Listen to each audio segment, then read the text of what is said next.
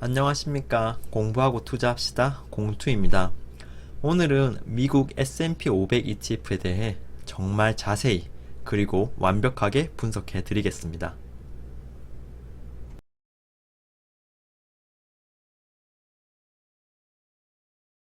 목차입니다. 우선 S&P 500이 무엇인지 말씀드리겠습니다. 그리고 S&P 500 ETF를 비교해 보겠습니다. 마지막으로 제가 꼭 말씀드리고 싶은 5가지에 대해 말씀드리겠습니다. 한국에서 가장 시가총액이 큰 종목은 삼성전자입니다. 2월 14일 기준 487조 원입니다. 여러분, 미국 주식시장에서 시가총액이 가장 큰 종목이 무엇인지 아십니까? 기업 로고만 보셔도 아시겠지만 바로 애플입니다. 그렇다면 애플의 시가총액은 얼마일까요? 세계에서 가장 큰 기업인 애플의 시가총액은 2월 14일 기준 2,506조 원입니다. 한국에 상장되어 있는 모든 기업들의 시가총액 합은 2,403조 원입니다. 코스피 시장과 코스닥 시장을 합친 금액입니다. 세계 점유율은 1.99%입니다. 그렇다면 미국은 어떨까요? 시가총액은 5경 20조 원, 세계 점유율은 41%입니다. 시가총액은 너무 숫자가 커서 잘 와닿지가 않습니다. 달러로 보시면 한국보다 약 22배 정도 큰 규모입니다. S&P 500은 이렇게 큰 미국 주식시장에서 시가총액이 큰 500개의 기업으로 구성된 지수입니다. 한국의 대표 지수 코스피 200이 규모가 큰 국내 기업을 모아놓은 지수라면 S&P 500은 미국에서 규모가 큰 기업을 모아놓은 지수입니다. 작년 12월 테슬라가 S&P 500에 편입된다는 기사가 나왔을 때 테슬라의 주가는 엄청나게 상승하였습니다. 그 이유는 S&P 500 지수에 포함될 경우 전 세계의 투자자들에게 투자를 받을 수 있기 때문입니다. 개인 투자자도 S&P 500에 많은 투자를 하지만 세계적인 기관, 외국인들이 엄청난 자본으로 미국의 유명 기업들에 투자를 하기 때문에 종목이 S&P 500 지수에 들어가는 순간 상상을 초월하는 금액의 투자를 받을 수 있습니다. 20년 동안의 S&P 500 지수의 차트를 보시겠습니다. 오르고 내리는 시기가 당연히 있었지만 장기적으로 우상향하는 모습입니다. 코로나 이전에도 꾸준히 올랐으며 코로나로 인해 하락하였다가 본래 위치보다 더 상승한 모습을 확인하실 수 있습니다. 전 세계에서 가장 뛰어난 투자자 워렌 버핏은 이렇게 말했습니다. 정기적으로 인덱스 펀드에 투자함으로써 아무것도 모르는 투자자가 투자 전문가의 수익률을 뛰어넘을 수 있다. 인덱스 펀드는 지금의 ETF와는 차이점이 있지만 지수를 추종하는 펀드라는 점에서 거의 똑같다고 보시면 됩니다. 워렌 버핏이 실제로 S&P 500 인덱스 펀드에 투자했다는 사실을 아십니까, 여러분? 워렌 버핏은 헤지펀드 운용사와 역사에 남을 수익률 내기를 합니다. 투자 전문가 중의 전문가들인 헤지펀드 매니저보다 S&P 500의 수익률이 더 높다고 버핏은 말했습니다. 그러자 자존심이 상한 헤지펀드 매니저들은 버핏과 실제로 수익률 내기를 하였습니다. 버핏은 2007년 뉴욕 헤지펀드 운용사인 프로테제와 10년 투자 수익률 내기를 걸었다. 버핏은 미국 S&P 500 지수와 같은 수익을 올릴 수 있도록 한 인덱스 펀드에 프로테제는 헤지펀드 5개 묶음에 각각 내기 판돈 32만 달러를 걸었다. 결과는 보시는 대로입니다. 워렌 버핏 버크셔 해서웨이 회장은 10년에 걸친 헤지펀드와의 투자 내기에서 승리를 거두고 자선단체에 24억을 기부하게 되었다. 이 기사에서 중요한 것은 워렌 버핏이 이겼다는 점보다 S&P 500에 투자를 하였다는 점입니다. 헤지펀드에 투자하는 것보다 S&P 500 ETF에 투자하는 것이 더 높은 수익률을 낸다는 것을 워렌 버핏이 전 세계에 널리 알리는 계기가 되었습니다. 이전 영상에 이어 다시 등장한 피터 린치입니다. 피터 린치는 90년대부터 아직까지 베스트셀러 자리를 놓치지 않는 본인의 저서 전설로 떠나는 월가의 영웅에서 이렇게 말했습니다. S&P 500 지수의 500개 종목을 보유한 펀드는 자동적으로 시장 평균 수익을 따르게 된다. 따라서 이 펀드에 투자하면 장기적으로 연 10%의 수익을 올리는 것이 가능하다.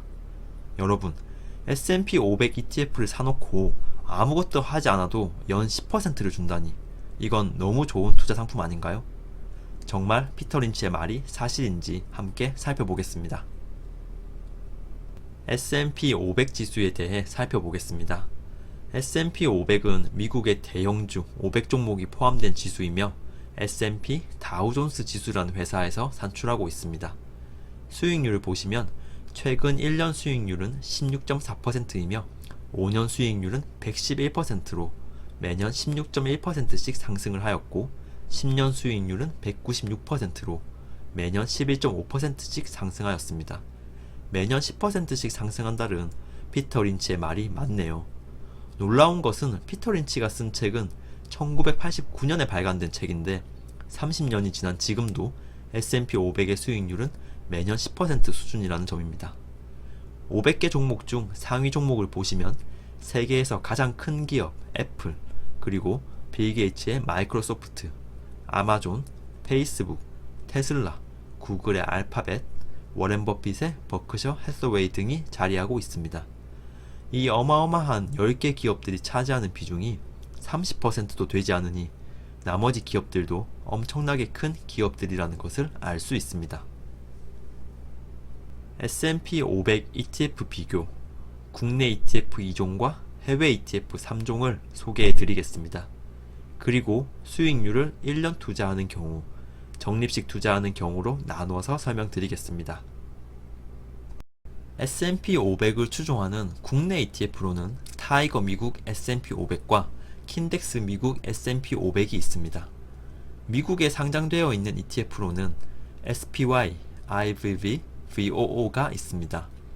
이 세 ETF는 순서대로 전 세계 순자산 1위, 2위, 4위를 차지하고 있는 ETF들입니다. 국내 ETF를 먼저 보시겠습니다. 타이거 미국 S&P 500은 미래에셋자산운용에서 운용하는 ETF이며 킨덱스는 한국투자신탁운용에서 운용합니다. 상장일은 작년 8월 7일로 둘 다 동일하고 자산 규모도 거의 비슷합니다. 한 주당 가격도 11,000원 수준으로 거의 비슷하며 거래량도 크게 차이가 없습니다. 수수료는 연 0.07%로 동일하며 배당률은 킨덱스가 조금 더 많습니다. 해외 상장 ETF를 보시겠습니다. SPY는 스테이트 스트리트, IVV는 블랙락, VOO는 뱅가드에서 운용을 합니다. 상장일은 순서대로 1993년, 2000년, 2010년에 상장이 되었습니다. 자산 규모는 세 가지 모두 200조 원이 넘는 어마어마한 수준입니다. 주식 가격은 40만원 선입니다. 거래량은 SPY가 하루 평균 6,200만 주로 압도적으로 많으며 IVV는 400만 주, VOO는 300만 주 수준입니다. 수수료는 SPY가 0.09%, 나머지 두 개가 0.03%입니다. 배당률도 1.5% 수준으로 비슷합니다. 여러분, 제가 이전에 말씀드린 대로 같은 지수를 추종하는 ETF는 똑같은 ETF라고 보시면 됩니다. 그러니까 이 5가지 ETF는 똑같은 수익이 나는 ETF입니다. 그런데 유튜브에 SPY, IVV, VOO를 비교해서 VOO를 사지 말고 SPY를 사라, 타이거를 사지 말고 킨덱스를 사라, 이런 영상들이 정말 많습니다. 제가 보기에 정말 아무 의미가 없고 근거 또한 매우 빈약합니다. 어떤 영상에서는 VOO는 SPY에 비해 거래량이 작기 때문에 사면 안 된다고 합니다. 여러분, VOO의 거래량은 일평균 296만 주입니다. 한국의 ETF 중에서 거래량이 하루에 296만 주를 넘는 ETF는 거의 없습니다. 제가 드리고 싶은 말은 세계 4위 ETF인 VOO를 거래량이 작다는 이유로 사지 말라는 얘기를 어떻게 할 수 있냐는 겁니다. 제가 국내 상장 ETF와 해외 상장 ETF를 나눠 놓은 것은 수익이 났을 때 부과되는 세금이 다르기 때문입니다. 이 부분을 설명드리기 위해서 저는 킨덱스 미국 S&P 500과 IVV로 비교를 해드리겠습니다. 킨덱스를 고른 이유는 타이거랑 거의 차이가 없어서 그냥 고른 것이며, IVV를 고른 이유는 수수료가 SPY보다 낮고 블랙락의 CEO 레리 핑크가 항상 투자자들을 배려하는 ETF를 만들기로 유명하기 때문입니다. 보시다시피 배당률도 세 가지 중에 가장 높죠. 따라서 저는 킨덱스와 IVV를 가지고 수익률에 대해 설명해 드리겠습니다. 1년 투자 수익을 비교해 보겠습니다. 즉 2020년 2월 14일에 킨덱스와 IVV를 샀다고 가정해 보겠습니다. 먼저 500만원을 투자했다고 가정하며 S&P 500 지수의 1년 수익률은 16.4%입니다. 그러면 수익 금액은 82만원이 됩니다. 만약 국내 ETF인 킨덱스를 500만원어치 매수하였다면 매매 차익에 대한 배당소득세 15.4%, 증권거래세는 면제입니다. 분배금의 배당소득세 15.4%, 그리고 운용보수의 0.07%를 제하고 나면 67만 8천원이 남습니다. 따라서 S&P 500 지수의 16.4% 수익률이 최종적으로 13.56%가 되어버립니다. 반면에 IVV를 사셨더라면 매매 차익의 양도소득세 22%, 연 250만원까지는 공제가 됩니다. 증권거래세 0.5%, 분배금의 배당소득세 15.4%, 운용보수 0.03%, 환전수수료 1%를 빼고 나면 순수익률은 14.47%가 됩니다. 킨덱스에 투자한 경우와 약간 차이가 있습니다. 국내 ETF와 해외 ETF의 세금 부과 기준이 다르기 때문입니다. 그렇다면 1년 전에 5천만원어치를 샀다고 해보겠습니다. 마찬가지로 S&P 500 지수의 수익률은 16.4%이지만 킨덱스에 투자했을 시 13.56%, IVV에는 14.47%의 수익률이 발생합니다. 만약 1억원을 투자했다면 어떻게 될까요? 킨덱스는 13.56%, IVV는 13.37%가 됩니다. IVV의 수익률이 더 낮아진 이유는 해외 ETF의 경우 매매 차익에 대한 세금이 22%로 한국의 15.4%보다 높습니다. 다만 250만원까지는 공제해주지만 더 큰 수익이 났을 때는 22%라는 높은 세금이 부과되기 때문입니다. 그래서 시청자분들께서 본인의 투자 금액을 잘 고려하셔서 국내 S&P 500 ETF를 사실지 해외 ETF를 사실지 결정을 스스로 하셔야 합니다. 이번에는 매달 50만원씩 적립식으로 투자한 경우를 예로 들어보겠습니다. 기준일은 2021년 1월 29일 기준입니다. 매달 50만원씩 5년간 투자했다면 총 투자 금액은 3천만원입니다. S&P 500 지수의 수익률은 41.2%입니다. 여러분께서 킨덱스로 투자를 하셨다면 수익률은 34.46%, IVV로 하셨다면 38.27%로 해외에 투자하신 경우가 더 높은 수익률이 났습니다. 매달 50만원씩 10년간 투자를 했다면 지수 수익률은 86.4%입니다.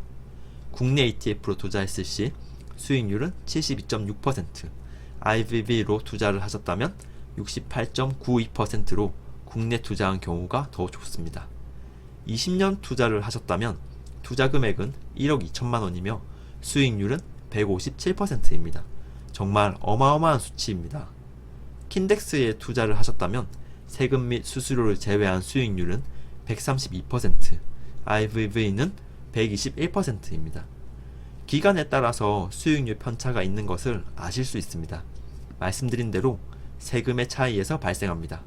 그래서 장기적으로 큰 돈으로 S&P에 투자를 하시려면 국내 ETF가 조금 더 좋고, 그렇지 않다면 해외 ETF를 사시는 게 조금 더 좋습니다.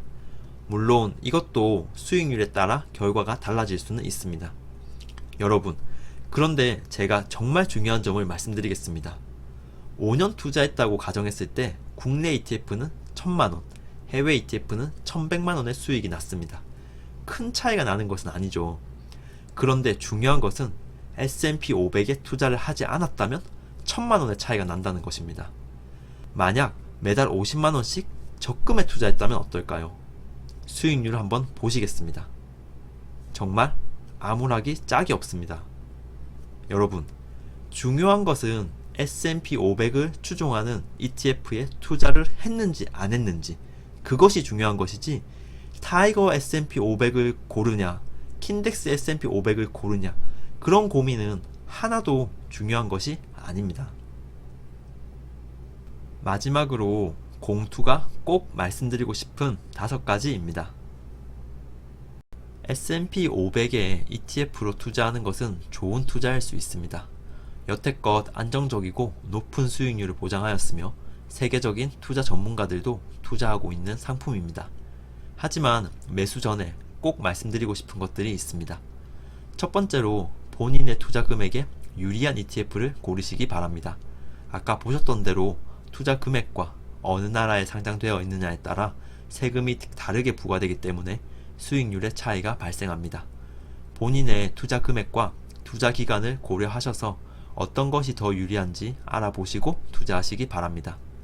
두 번째는 S&P 500의 과거 수익률은 보셨던 바와 같이 좋았습니다. 하지만 과거 수익률이 미래의 수익률을 보장하는 것은 절대 아닙니다. 애플, 구글과 같은 회사들은 미래 성장성이 높아 보입니다. 하지만 그럴 확률이 높은 것이지 확정적으로 수익률을 보장한다는 의미는 절대 아닙니다. 세 번째는 S&P 500에 올인하지 마세요. 한국 투자자는 국내 기업들의 정보를 얻기가 미국 기업 정보를 얻는 것보다 더 쉽습니다. 내가 더 잘 아는 기업에 투자하는 것이 좋습니다. 그러므로 미국에만 투자하지는 마시고 한국 주식, 그리고 앞으로 유망할 것으로 예상되는 중국 ETF 등 몇몇 국가 주식들을 포트폴리오에 함께 담는 것을 추천드립니다. 네 번째로 연금저축계좌로 ETF 투자를 하실 경우 세액공제와 과세이연 효과가 있습니다. 이 부분은 유튜브에 검색해 보시면 다른 분들의 영상을 쉽게 찾아보실 수 있습니다. 단, 연금저축계좌는 국내에 상장된 ETF만 매매하실 수 있습니다. 마지막입니다. SPY, IVV, VOO를 비교하는데 시간을 쏟지 마세요. 타이거 S&P 500, 킨덱스 S&P 500도 마찬가지입니다. 말씀드린 대로 이 5가지 ETF는 모두 동일한 S&P 500 지수를 추종하는 상품입니다. 수익률에서 소수점 정도의 차이는 있을 수 있지만 중요한 것은 S&P 500에 투자를 했느냐 안 했느냐입니다. 비슷한 ETF 중 어떤 것에 투자를 했느냐는 크게 중요하지 않습니다. 오늘 영상은 여기까지입니다. 제 영상 외 다른 영상과 다른 자료들도 더 많이 찾아보시고 공부하셔서 성공적인 투자를 하시기 바랍니다. 오늘도 시청해주셔서 정말 감사합니다. 이상 공투였습니다.